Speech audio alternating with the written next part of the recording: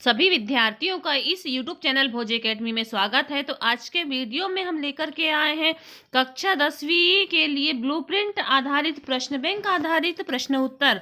तो देखिए, जो कि माध्यमिक शिक्षा मंडल के द्वारा जो जारी प्रश्न बैंक है उसके आधार पर प्रश्न उत्तर देखिए। तो अध्याय 4 औद्योगिकरण का युग। तो इसमें देखिए कि आपको कुल 7 अंक के प्रश्न आएंगे, जिसमें 1 अंक के 2 प्रश्न रहेंगे, 2 अंक का 1 प्रश्न और 3 अंक का 1 प्रश्न रहेगा। तो अब देखते हैं इसमें से जो प्रश्न उत्तर आपको डाले गए हैं। तो एक शब्द या एक वाक्य में उत्तर दीजिए। तो देखिए कि किस म्यूजिक कंपनी ने 1900 में संगीत के किताब प्रकाशित किए। तो यह है ईपी पाल म्यूजिक कंपनी।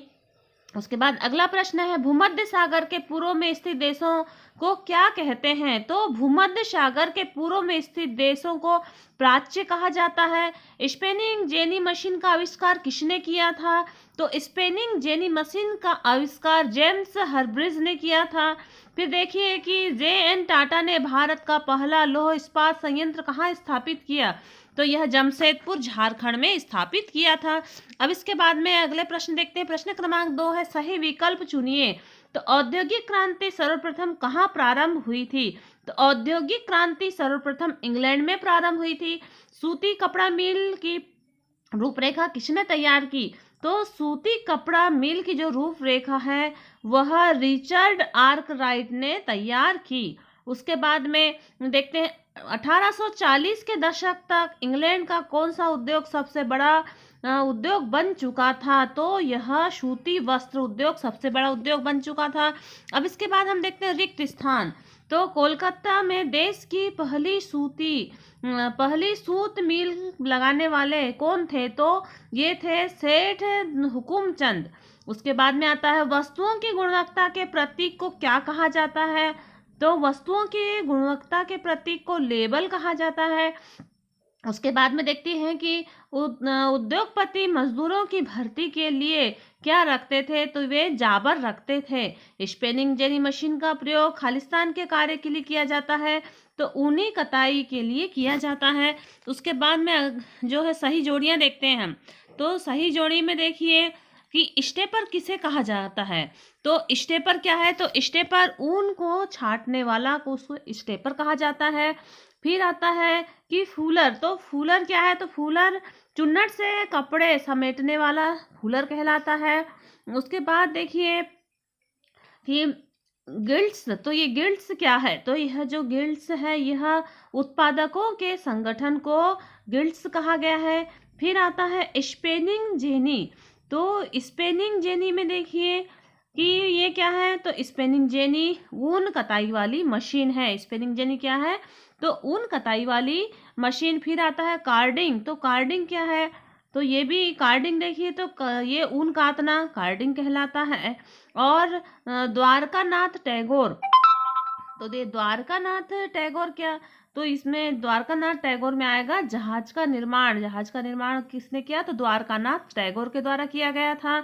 और भाई भोसले तो ट्रेड यूनियन लीडर थे।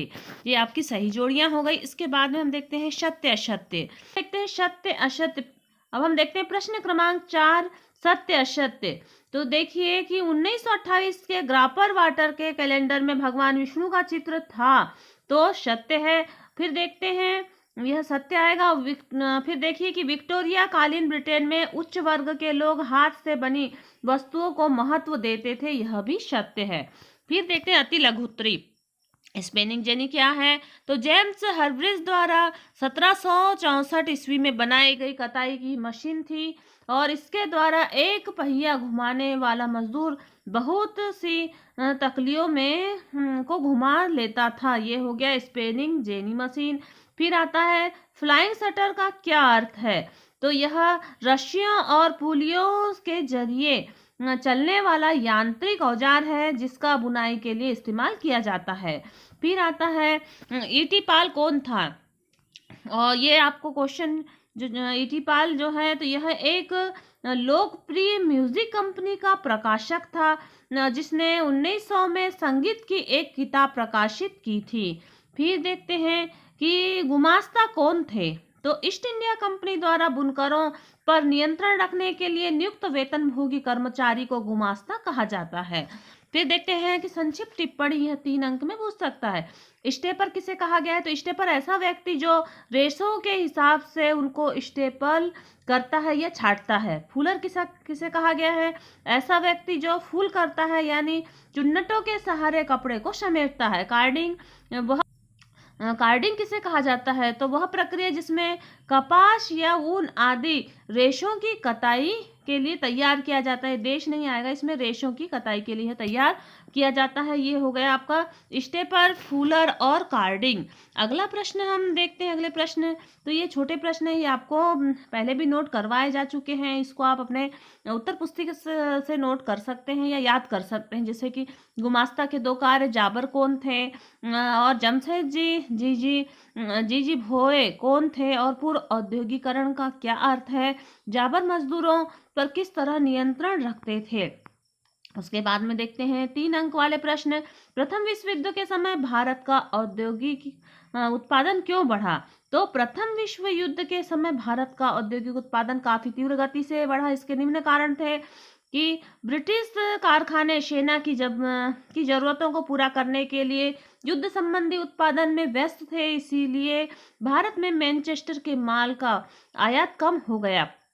भारतीय बाजारों को रातों रात एक विशाल देशी बाजार मिल गए और युद्ध लंबा खींचा तो जो भारतीय कारखानों में भी फौज के लिए जूट की बोरियां और फौजियों के लिए वर्दी के कपड़े और टेंट और चमड़े के जूते और घोड़े और खंचर की जीन तथा बहुत सारे अन्य सामान बनाने लग गए। यह नए कारखाने लगाए गए। पुराने कारखाने कई पॉलिसियों में चलने लगे और बहुत सारे नए मजदूरों को काम पर रखा गया और हरेक को पहले से भी ज़्यादा समय तक काम करना पड़ता था। युद्ध के दौरान औद्योगिक उत्पादन तेजी से बढ़ा।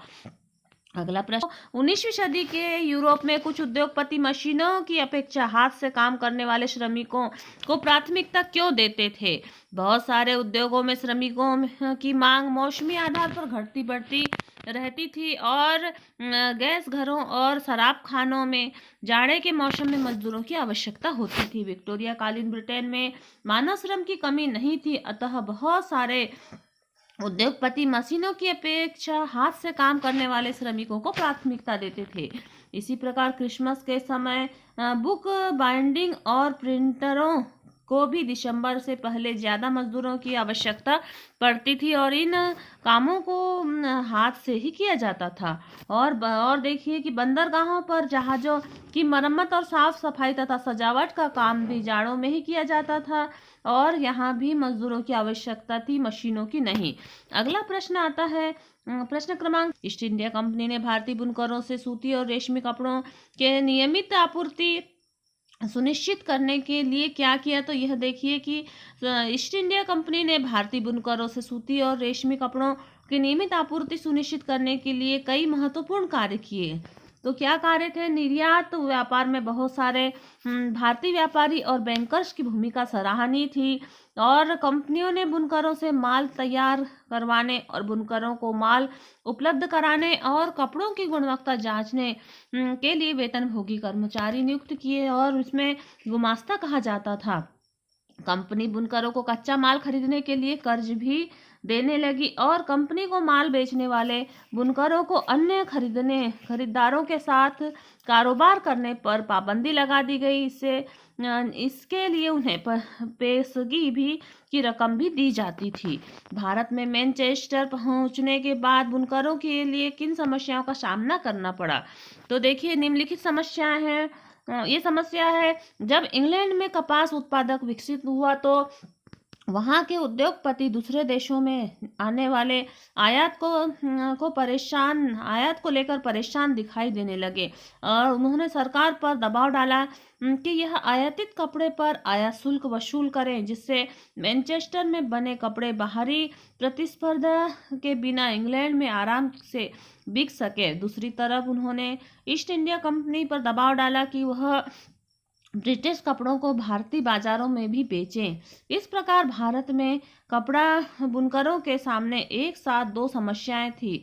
उनका निर्यात बाजार ढह रहा था और स्थानीय बाजार सिकुड़ने लगा था।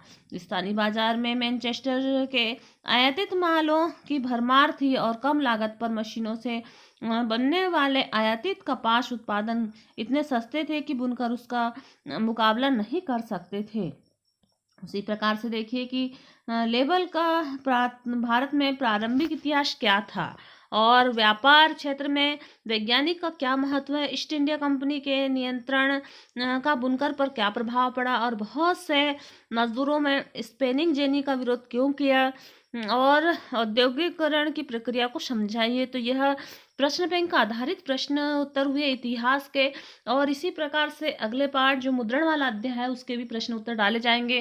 तो लगातार वीडियो को प्राप्त कीजिए और आपने यदि इस चैनल को सब्सक्राइब नहीं किया है तो आप चैनल को सब्सक्राइब करें और वीडियो को अधिक से अधिक छात्र छात्राओं तक शेयर करें। धन्यवाद।